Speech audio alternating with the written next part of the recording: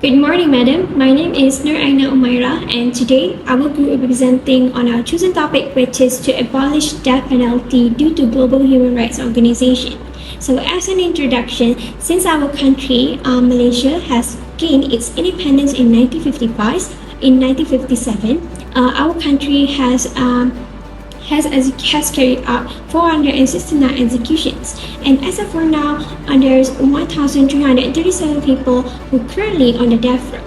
So, according to the International Federation of Human Rights, which stands for FIDH, they are opposed to death penalties because they are opposed to death penalties regardless of the crimes and offenses committed, because to them death penalty is thought as to be cruel, inhuman, and it is a violation to rights to life.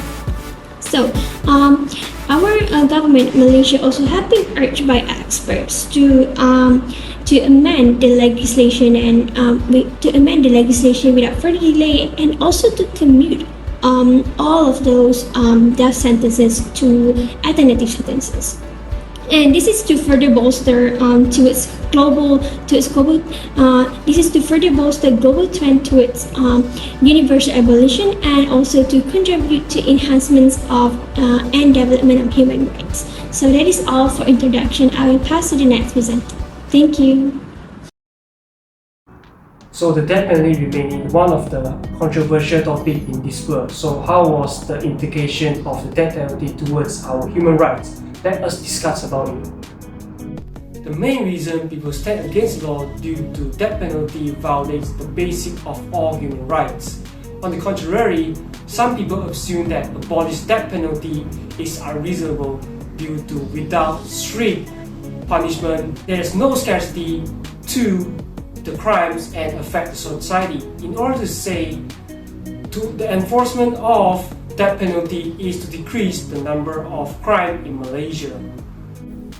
In Malaysia, death penalty is a mandatory punishment for murder, drug trafficking, treason, and waging war against YDPA.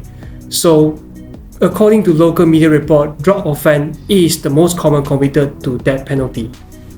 So, does the death penalty deter crime?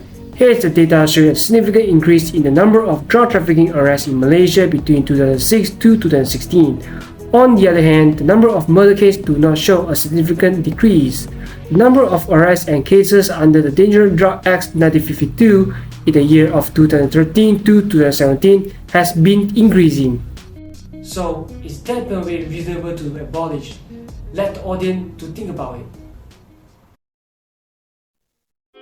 As we all know, today's the biggest global issue is one of it is abolishment of death penalty, and death penalty has become in Malaysia alongside already around 60 years since the establishment of Malaysia of death penalty here.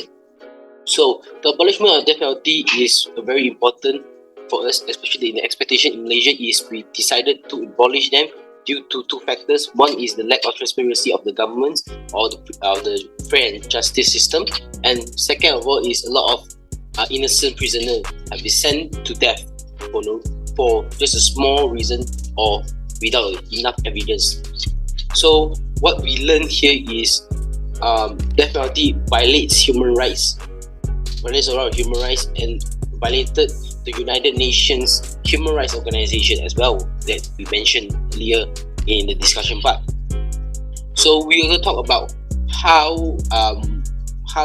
what is the recommendation and how we're going to solve the problem. Here is number one, the government should have the initiative to push for abolishment, and second of all, we should change our prison system to more on rehabilitation and re-education, and we should re-educate the people to know death penalty is violate the human rights. So it is crystal clear abolishment of death penalty should not be a whole anymore, and is a global issue, especially fully impact in Malaysia's legal systems. That's all for us. Thank you.